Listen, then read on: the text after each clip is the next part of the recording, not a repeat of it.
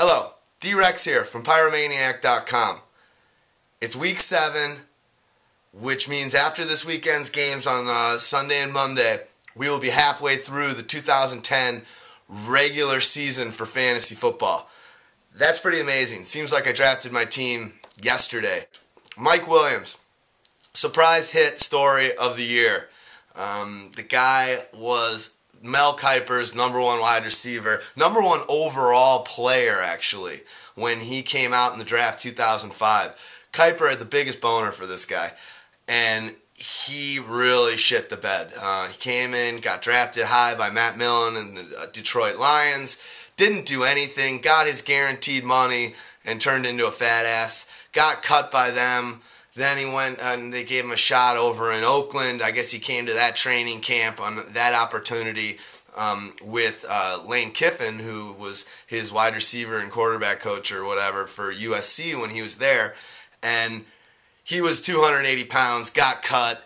They gave him a chance with the Titans. He was slow and fat and just didn't care. It just was obvious once this guy got paid, he didn't really care about earning his money.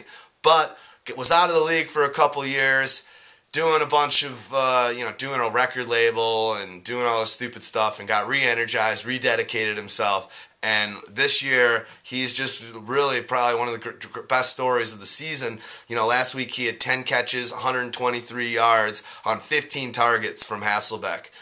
He's been awesome this year. So, great story. Check out that story. It's actually on ESPN. I'm not trying to promote ESPN content here, but just noticed a couple of great pieces that they had on there this week. So check out this link right there, and it's a pretty good story. He actually has a Blindside-like story where a family took him under their wing, a white family took him under their wing, and he became a member of their family, so it was a real disappointment to them when he fell off the radar and wasted all his money and fell out of the league, and now, he's back in the mix with the NFL, and he's the number 1 receiver on Seattle, and one of the best pickups you could have this year. It looks like they're just going to keep on trying to get him the ball. He's a major weapon, so he's skinny now. Well, he's not skinny, he's a huge guy, but he's lost the weight. Looks fast, hands are amazing, he's always had the talent, super dedicated, and just a great story. So check that one out. Mel Kiper, you've been, you were right. This guy's the bomb. I'm sure he's grinning from ear to ear on this one. So another story, San Diego Chargers. Jeez Louise, I mean that team is just it's really in shambles. I don't know what to think of them. They were definitely a preseason Super Bowl contender, and they are getting hurt. They're losing games to teams they shouldn't lose games. Just a weird situation. The whole deal soups up and makes Rivers a great fantasy play, which is awesome for Rivers owners. But right now you got Ryan Matthews, who's been dinged up all year, like Pyro said he would be in the preseason. You've got Gates, who's going to give it a go. He's a gamer, but he's got a toe injury. You've got Floyd is out with a hamstring injury. You've got Legadou Nene. He's got a hamstring injury. They're bringing up people from the practice squad.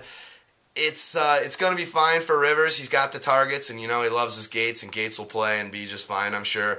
But that team's offense is really enigmatic. Sproles is complaining about touches. It's going to be interesting. You got Vincent Jackson's going to sign his tender this week. What an idiot that guy is. He's another DUI away from being out of the league. He's going to get paid something like $240,000 this year. Pretty much a lot more than I'm going to make. But if he had just signed his tender at the beginning of the year and played the whole season with them, probably would have gotten a big contract like the other guy on the team that was holding out did.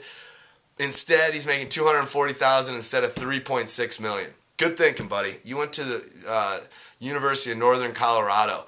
That is not a school that you thought you were going to be in the NFL. And to think just what a mistake that guy's made this year. Anyway, a guy that could be out of the league in 2 years. Vincent Jackson. Good one. All right, the other big story this week is Brett Favre. He has just gotten himself in a tizzy with this Jen Sturger thing, who is the 25-year-old younger version of his wife. It's pretty shocking how similar Brett Favre's wife Dina is and how they look. Dina's getting through it. She said on Today the other day, or Good Morning America, she's getting through it with faith. Well, I have a feeling in about a month or two she's going to be getting through this with her lawyers. Brett, you screwed up here. I don't know. I think he's invincible regardless, but with all the stories that are going on around right now with Brett Favre and you putting your dick in your hand and taking pictures and sending it around, and not very good. But what I want to do is bring on our favorite person ever. We've got Barney Orenthal Bernard, who's a third-team practice wide receiver, one of our buddies. We always bring him in with some good entertaining outlooks on the NFL and what's going on. So I want to bring him in, and we'll cue him in right now. So Barney, what's going on? Tell me what you think about this Brett Favre thing. Hey, this is Barney here. Look, everybody's talking about the Brett Favre thing. I mean, literally, Brett Favre's thing. I mean, I don't know if it's harassment or whatever, but I know one thing. Old number 4 needs to retire from sexting. No crying, no comebacks. He just needs to walk away because he sucks at it. I mean, not that I'm into looking at texts of 40-year-old white guys' junk, but if the shots I saw on the web were really little Brett, the man has a lot to learn about the art of cellular erotica. I mean, come on, Brett.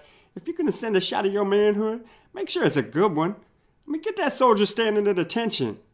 Old number 4's Vicodin days may be behind him, but looks like his Viagra days are on him, like Revis on a rookie wideout. I mean, old boy needs to remember he ain't in Green Bay anymore. No way he's going to get with a girl like Jen Sturger sending a picture of an uncooked brat. Think about it. How embarrassing would it be if Favre got suspended and it ended his consecutive start streak? I would have bet good money that streak would be ended by a Julius Pepper sack, not because he texted a picture of his man sack. And did you hear those alleged voicemails? He may be a future Hall of Famer, but Brother Brett needs some work on his game. Yeah, I'm done with practice and I bet the hotel. Really like you to come by. I'll try you on the other phone. Seriously, Brett, that's your rap? Sounds like Sling Blade. Same time, old boy was supposedly hitting up the team massage therapist, too, asking for a little rub and tug. Check it. With all the fines and illegal hit talk, Brett Favre may actually be the first player to get suspended for asking for a blow to the head. Shit's embarrassing. Brett, you are a starting quarterback in the NFL. You are a professional player. Act like a professional player.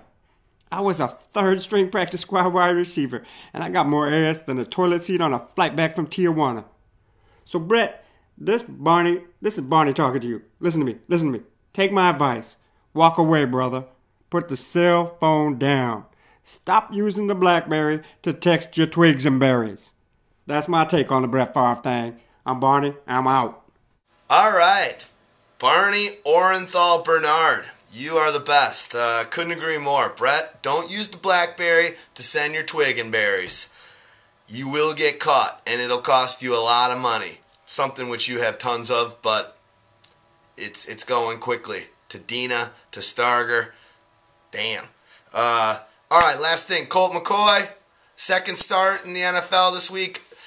We think he's the next Drew Brees, and he gets a chance in his second start to play against Drew Brees. Last week against the best defense in the league, the Pittsburgh Steelers, the guy went 23 for 33, 280 yards, had a TD, had 2 interceptions, but both of those bounced off his receiver's hands. Good luck. I think he's got the perfect kind of game that really works in the NFL. He's not going to lose you games. He is very, very efficient. He's very, very accurate, makes the right play. He's not scared to run. He's a little small, but so is Breeze. I just think this guy's got a great career ahead of him. Really excited to see what he can do against a lesser defensive opponent. So, good luck this week. Halfway through the season,